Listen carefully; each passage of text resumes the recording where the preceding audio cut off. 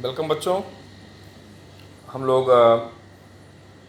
कानामेटिक्स पढ़ रहे थे और कानामेटिक्स में जो सबसे इम्पॉर्टेंट चीज़ है, जो सबसे ज़्यादा समझने में दिक्कत आती है, वो है ग्राफ का कॉन्सेप्ट।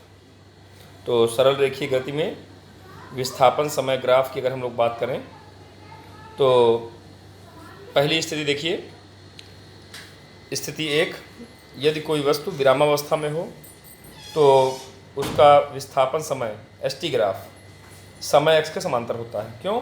क्योंकि समय तो बीत रहा है लेकिन स्थिति में कोई परिवर्तन नहीं हो रहा है, स्थिति जस की तस बनी हुई है।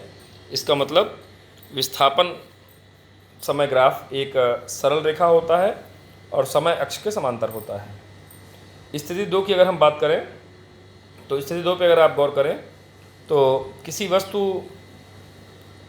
की जब एक समान गति की अवस्था होती है, अर्थात समान समयांतराल में समान दूरी तय करता है, तो उसका दूरी समय ग्राफ जो होगा या विस्थापन समय ग्राफ होगा वो एक सरल रेखा होगा, लेकिन जो समय अक्ष के साथ उसका झुकाव होगा वो निरंतर समान बना होगा, क्योंकि वह समान समयांतराल में समान दूरी तय करता है। इस ग्राफ को आप देखिए, इक्वल टाइम इंटरवल में इक्वल डिस्प्लेसमेंट हो रहा है, समान ढाल बना हुआ है। अब अगर आप ध्यान दें तो इस ग्राफ का झुकाव को हम स्लोप tan थीटा इस समकोण त्रिभुज ए बी ओ में tan थीटा जो होगा वो लंब बटे आधार A B upon O B हो जाएगा, और ए बी का मतलब change in displacement delta S, और ओ बी का मतलब टाइम डिफरेंस डेल्टा टी। तो delta S by delta T माने विस्थापन बटा समय, यही तो आपका वेग होता है। तो आप समझ सकते हैं कि एस टी ग्राफ का झुकाव जो होता है, एस टी ग्राफ का झुकाव जो होगा वो आपका वेग कहलाएगा। एस टी ग्राफ का झुकाव वेग कहलाता है। तो यहाँ से आपका एक कॉन्सेप्ट बनना चाहिए कि एस टी ग्राफ का झुकाव समय अक्ष के साथ जो होता है वो वेग को प्रदर्शित करता है। अब आइए हम दूसरी बात समझें जरा। यहाँ पर दूसरी बात समझें अगर हम यहाँ पर, तो हम देखेंगे कि इसमें दो स्थितियाँ हो गई, एक विरामावस्था की स्थिति हो गई और दूसरी हो गई आपकी एक समान गति की अवस्था। असमान गति की बात करें अगर हम, एस टी ग्राफ असमान गति की बात करें तो है कर्व होता है। यहाँ पर आप देखिए कर्व दिखाई पड़ रहा है, ध्यान में आ रहा होगा, ये कर्व है, उस पर दो बिंदु ए बी दिखाई पड़ रहे हैं। और इस कर्व में अगर आप गौर करेंगे तो जो ए बी बिंदु को मिलाने वाली रेखा है उसे हम वृत्त में जैसे दो बिंदुओं को काटने वाली रेखा जीवा कहलाती है, सबसे बड़ी जीवा व्यास कहलाता है। और टच करता हुआ, जैसे दूसरे ग्राफ में देखिए, टच करता हुआ अगर एक पॉइंट जा रहा है तो वो स्पर्श रेखा कहलाती है। बहरहाल हम जीवा की बात करें तब पहली बात तो आपको समझना चाहिए कि एस टी ग्राफ एक वक्र रेखा होता है यदि वस्तु की गति असमान होती है। और अब हम इस ग्राफ में बात करें तो जीवा का ढाल जो हो जाएगा tan थीटा, वो क्या हो जाएगा, तो वो इस ग्राफ में देखेंगे तो tan थीटा मतलब कि लंब बटे आधार, तो delta S by delta T, delta S by delta T माने S2 minus S1 upon T2 minus T1। तो ये कुल जो है वो विस्थापन बटा कुल समय हुआ, इसे हम औसत वेग बोलते हैं। तो एस टी ग्राफ का ढाल जो होता है में जो जीवा होती है असमान के लिए, वो औसत वेग को रिप्रेजेंट करती है। लेकिन अगर यही टाइम इंटरवल बहुत कम हो जाए, यदि डेल्टा टी टेंस टू 0 हो, तो जो ए और बी दो अलग अलग पॉइंट दिखाई पड़ रहे हैं, अगर डेल्टा टी बहुत कम हो जाएगा, टेंस टू 0 होगा, तो दोनों पॉइंट मिल जाएंगे जाकर के, और वो ए बी अलग अलग ना होकर कि एक ही पॉइंट पी जैसा रिप्रेजेंट करेंगे।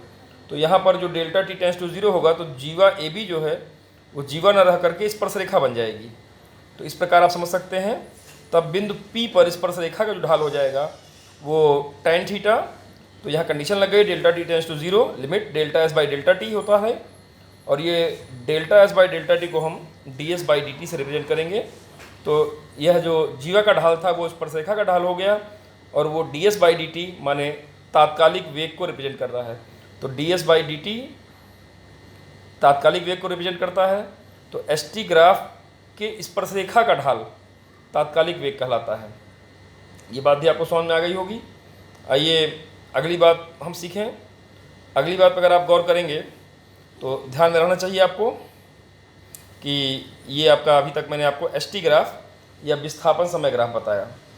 अब आवश्यकता है कि आप वेग समय ग्राफ सीखें।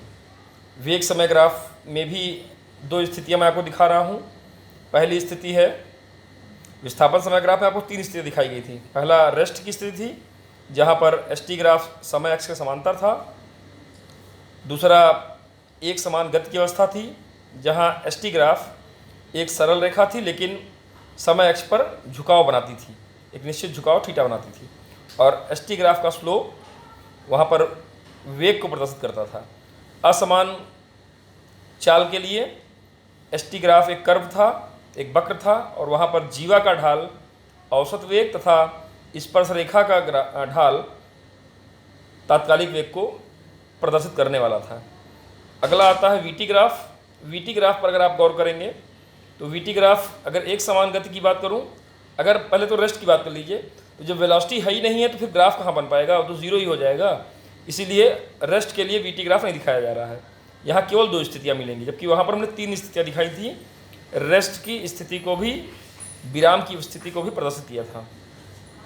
एसटी ग्राफ के बाद अगर वीटी ग्राफ की बात करें तो मैंने कहा यहाँ वेग 0 होने पर ग्राफ नहीं दिखाया जाता है। केवल 2 स्थितियाँ, एक समान गति की अवस्था जिसमें वेग नहीं बदल रहा है, इसका मतलब वेग समय ग्राफ समय अक्ष के समांतर सरल रेखा होगी।